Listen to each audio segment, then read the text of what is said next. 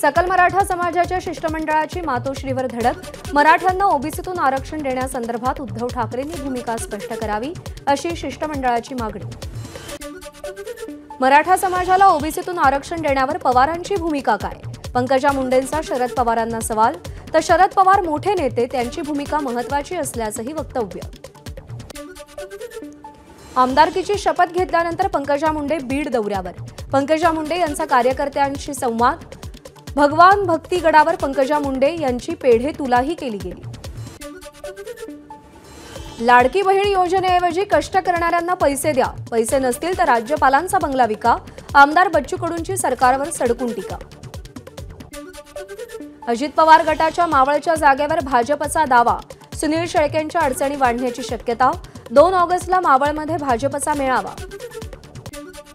पुण्यातल्या पूरस्थितीला जबाबदार ठरवत सहाय्यक आयुक्त संदीप खलाटे यांचं निलंबन। पण खलाटे यांना बळीचा बकरा बनवल्याची चर्चा। खलाटे रात्रभर एकता नगरमध्ये पूरस्थिती हाताळत होते अशी माहिती। पुणे पालिकेचे सहाय्यक आयुक्त संदीप खलाटेंच्या निलंबनाच्या निषेधार्थ अधिकारी आणि कर्मचाऱ्यांकडून काळ्या फिती लावून आंदोलन। पूर परिस्थितीवेळी खलाटे स्वतः पुराच्या पाण्यात उतरून काम करत असतानाही निलंबन केल्यानं आक्रमक। भाजपचे ज्येष्ठ नेते हरिभाऊ बागडेंनी राज्यपालपदी आपली धुरा स्वीकारल्यानंतर आज अजित पवारांची भेट घेतली। देवगिरी या निवासस्थानी या दोघांमध्ये भेट। राष्ट्रवादीचे विधान परिषदेचे आमदार राजेश विटेकरांनी अजित पवारांची भेट घेतली। विधान परिषदेचा आमदार म्हणून शपथ घेतल्यानंतर भेट।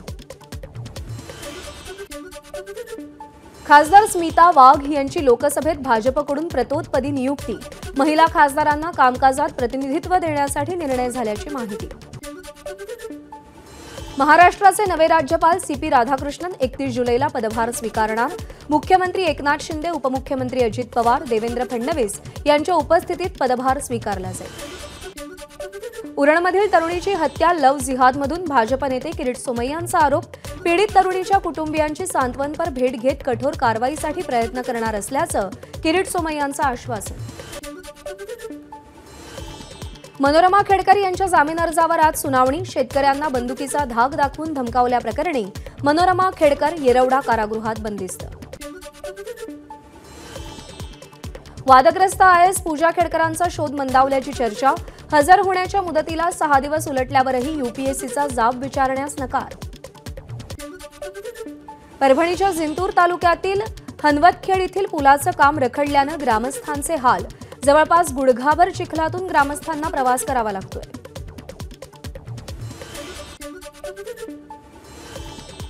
भंडाऱ्यात झालेल्या मुसळधार पावसामुळे शेकडो घरातील सामान भिजल्यानं मोठं नुकसान। पूर ओसरल्यानंतर आता गृहोपयोगी साहित्य वाचवण्यासाठी नागरिकांची धडपड।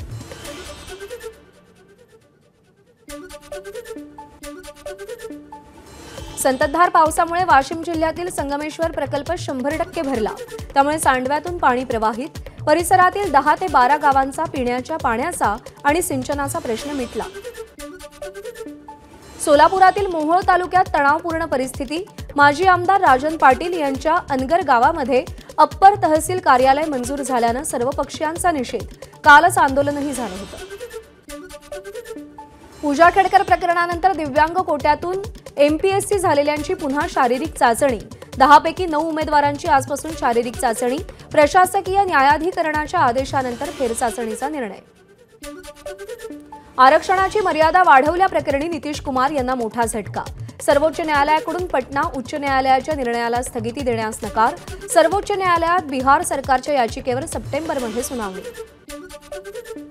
नितीश कुमार यांची नक्कल करणं राबडी देवी यांच्या भावाला महागात पडलं। सुनील कुमार सिंग यांनी विधान परिषदेचं सदस्यत्व गमावलं। एबीपी माझा, उघडा डोळे बघा नीट।